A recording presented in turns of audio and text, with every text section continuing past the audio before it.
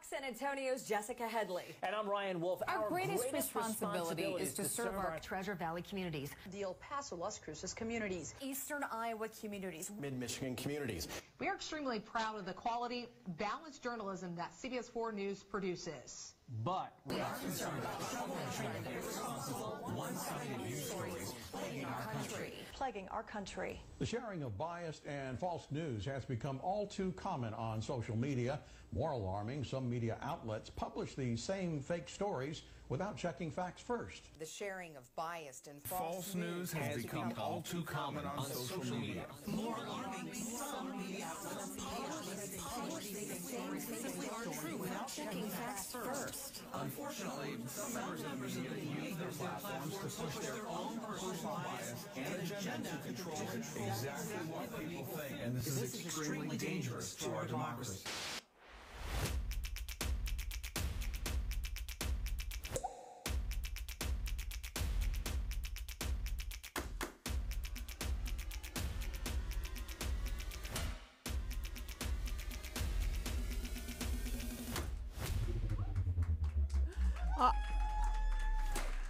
Okay, we thought there was no better way than to show you what Spin's all about.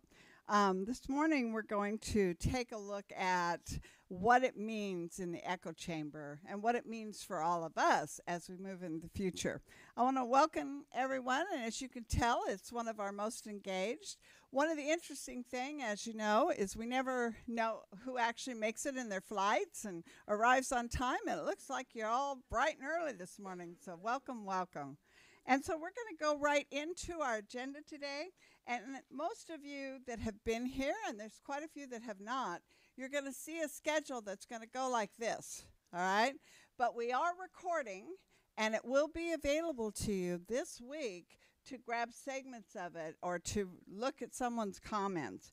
And so first I want to show some appreciation to all of our sponsors. And we'll come back to them a little later in the day, but a round of applause because we couldn't make this happen without our sponsors.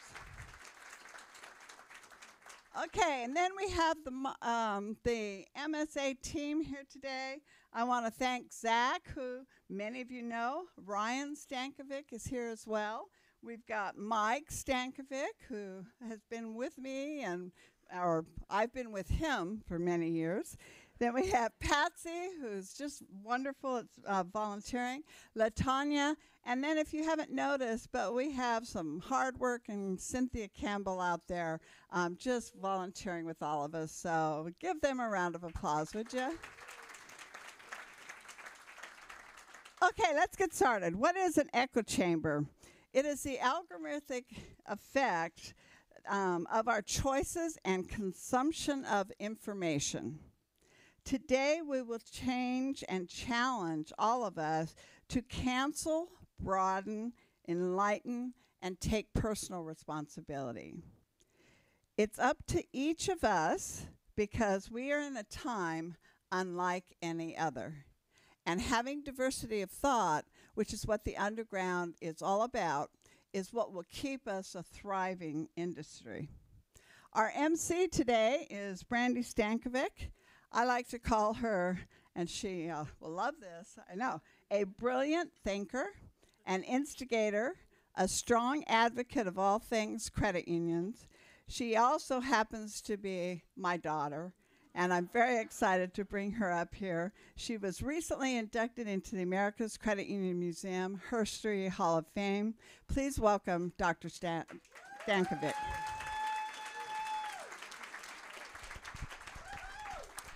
That could have gone a long way, a lot of ways there with what name she likes to call me. I'll tell you the rest of them later. First announcement, we have some chairs that are coming in. So for those of you who are standing, some of you may choose to stand, but there will be some options for chairs. Also, if you happen to have an empty seat next to you, just do a hey, and we'll get somebody squeezing in. There's some up front, guys. There's some up front. So yes, we'll get to know, and the people will be in and out and all around today, so there's lots of great discussions. So thank you all so much for being here. Let's rock and roll. First, I want to bring up a very esteemed panel. We now have one National Association of America's Credit Unions. Our panelists are going to share with us why this step is significant.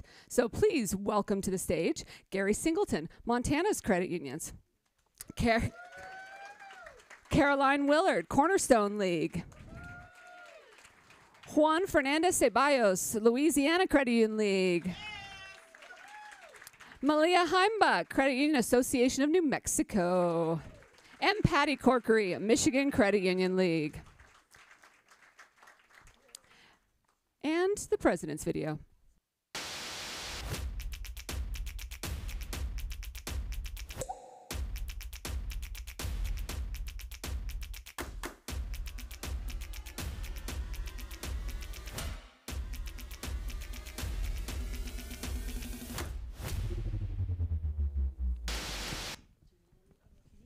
Well, good morning, everyone. Can you hear me? Yes. Okay. That's great. Well, I am super excited to be here with this esteemed panel to welcome you all to the Underground, in the Underground spirit. I'm going to share a couple things. How many of you have heard of the 2 a.m. friend?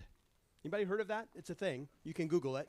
So we have all kinds of friends, right? The 2 a.m. friend, that's that friend you can call at 2 a.m., right? You can call them with a crisis, with a challenge, sometimes just to talk.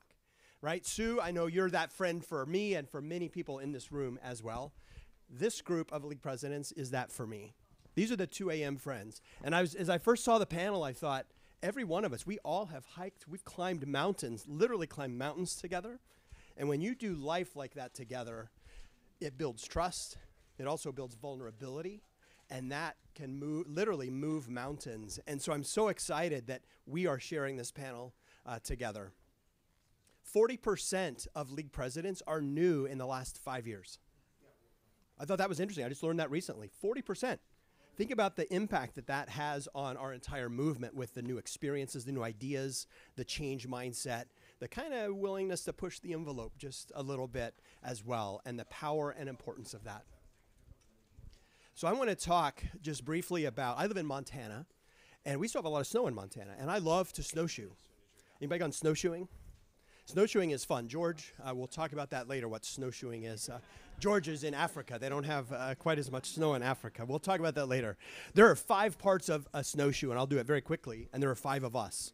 So as I was thinking about the parts of a snowshoe, I kind of put a different part to each of them, but I'm not going to tell them which part, and they'll have to figure it out, as will you. So the first part is the design of a snowshoe. Did you know that the snowshoe was first founded 4,000 BC. So they've been around a very, very long time. However, the design today is very different than the one from 4,000 BC, right? So the design continues to change and evolve over time. Then you have the spikes or the crampons, the pokey parts, right? That allows you to climb higher, to go farther, to really dig into the ice, dig into the rough terrain, whatever it might be, in order to deal with that. The third one, the straps. The straps themselves, right? They keep it all, they hold it all together. They hold all the things together. Then you have the platform. That's where your boots go. And what's interesting is snowshoes are designed to accommodate all sizes and shapes of people, of boots, of all of those things. And then finally, you have the poles. The poles provide balance and stability. And as I think about the role of leagues and our role across the entire credit union movement, right? Across the entire movement, think about all of those things. We need to continue to evolve and adapt and change. We need to be a little pokey sometimes. We need to be able to climb higher, to go farther. We got to be able to dig deep, to be able to take that next step. We need to be able to accommodate all sizes and shapes. We got to hold it all together sometimes, and sometimes that's internally, holding it all together when there's chaos and other things going on. And then we have to provide that balance and stability and be able to adapt to all sizes and shapes. As I think about this group, that's what I love serving with this group on. They do all of those things. And so I am really, really excited for us to be here and to talk about what we're excited about, America's credit unions, about our system that we work in, the movement that we all serve, and ultimately, at the end of the day, those consumers that you all serve that count on us day in and day out to provide financial services for them now and well into the future. So I'm excited to have each of us just share a little bit about what we're excited about. So Caroline, I'll start with you. I'm the pokey part, aren't I? No comment. No comment. Gerry and I know each other pretty well. We climbed a mountain together, and we learned a lot about each other's character. There is no finer human. Yeah, he's a good guy. So, see, you know, I'm not even being pokey right now. But typically that is my role. That is, I don't know if that's what you had in mind for me, but that resonated with me because, you know, when we saw the video that opened today's event, we talked, we heard about the echo chamber. We saw the talking heads spewing whatever they spew. There's a reason I don't watch TV news, right? Because there is just a lot of rhetoric. There's a lot of really posturing. And that kind of turns my stomach, if I'm honest, because it's not honest. And so let me tell you a pokey story. Last year when we were here, the Credit Card Competition Act of 2023 had not yet been introduced. And who did I get to meet with but Senator Roger Marshall from Kansas? I got a little pokey with Roger. And, you know, it turns out I spent 11 years at Co-op, which is now PSU Co-op Solutions. I know something about payments. And I took him to task over his ill-conceived bill and told him in no uncertain terms that introducing untested payment networks onto credit cards is a really bad idea. And here's why. Respectfully, right? That's because if you're about to say something insulting in Washington, you say, with all due respect. And that's what I did. And I did that and explained, and he nodded and excused himself from the meeting. It was the first time a U.S. senator's ever walked out of a meeting with me. But I do think we need to poke, we need to prod. Now, he's intractable. We're not going to change Roger Marshall's mind. He's going to do what he's going to do. But I can tell you, we've circled the wagons around Roger Marshall to make things very uncomfortable for him. And that's part of the role of a league president, is to make sure that we keep our lawmakers accountable. We don't let them repeat the rhetoric that they're hearing from, in this case, merchants. So there's my pokey story.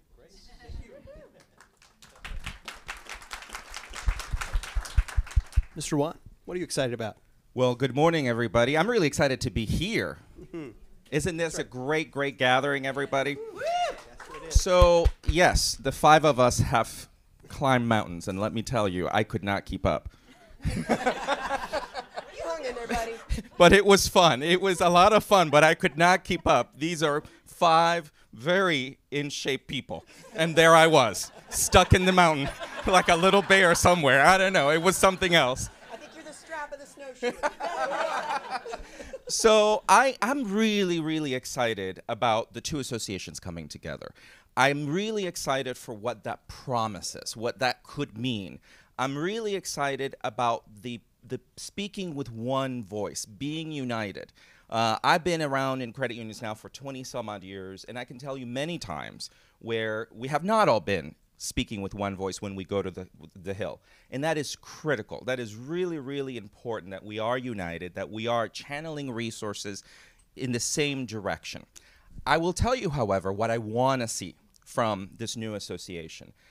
Right now, the reality is that some of our credit unions are struggling. We're not all succeeding at the same rate. So what I want to see is a movement that leaves no credit union behind, a movement that comes together to provide the resources that our smaller credit unions need in order to not just survive, not just get by day to day, but really to thrive, to grow. Over the last 20, 30 years, if you look at the percentage of assets that credit unions hold, guess what? It's flat. We've been growing in membership, yes. There's been a lot of consolidation. So we have larger credit unions, but the reality is it's a movement. We're not growing the way we should be. There are plenty of underserved communities that need the power, the life-changing power that credit unions provide. So what I want to see is America's credit unions, and of course, my league, our leagues, coming together with one purpose, and that is to leave no credit union behind.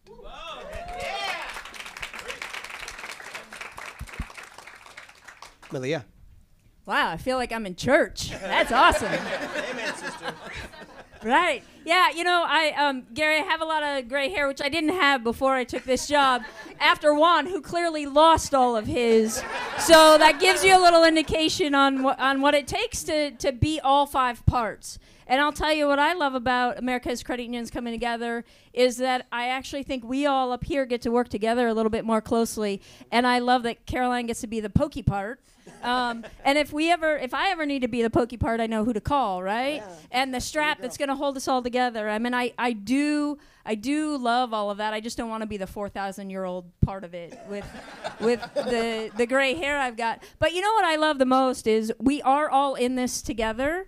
And there's no better indication than this front row up here who is a part of my league association, but another one up here. And we can say, you know, when it comes to advocacy, when it comes to our state advocacy or our federal advocacy, we've got credit unions in this room that are participating with multiple of us. And I think that, you know, America's credit unions as one voice really allows us as our states to work together more closely because we get to sit up here all together and our credit unions get to work together. You know, no credit union left behind is awesome, from the largest to the smallest in our state, in our nation. And so I think that it really gives us one direction that we all get to be heading in, and we get to, you know, be the 5 pieces together. Whichever piece we need to be in the moment, we've got that when we work together. That's great. Thanks, Melia. Patty, yeah. Our closer. You guys hear me okay? Is this on? Okay, good. Well, thanks, everybody. This is so fun to be here this morning. I'm excited about everything that they all talked about, especially the collaboration piece, because we've heard that before, right? When you think about credit union consolidation and league consolidation, especially some individual state leagues, and we have some regional leagues, which is all great.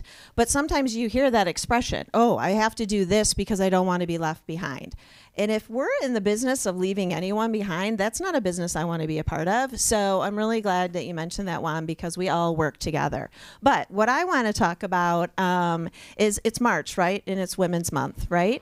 So, you know, part of the echo chamber that I grew up with, and some of the women in the room can resonate, is that there's not enough room at the table for all of us, that we have to compete with one another. And women became our, I don't want to say enemies, but our competitors. And now look at us, right? Look around you in this room about the kick-ass women that are part of it. And yes. And that part of the echo chamber, we as women have proved is bullshit, because we are here to support one another. So I want you all to close your eyes. Close your eyes. I want you to think of a woman in our credit union industry that has had an impact on you, personally or professionally. Someone who has inspired you, made your life better or easier. Maybe they hired you. Maybe they corrected you, right, and challenged you. Or maybe they lifted you up. Think about that person.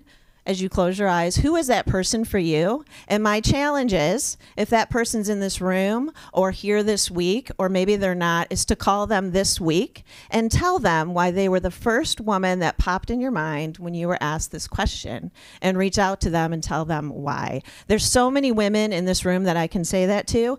When I was writing down on my cards last night what I was going to talk about, the woman that popped in my mind is Patty Campbell, and I will tell her later why that is. But I also thought of Renee, because you know how many times Renee has lifted me up, which is immense. She just did it last night to somebody else that she was introducing me to. And it's just so many of us around here, and we are awesome. We collaborate, we work together. There's plenty of room at the table. So this is Women's March Month. Men, you have the rest of the year. I know I have.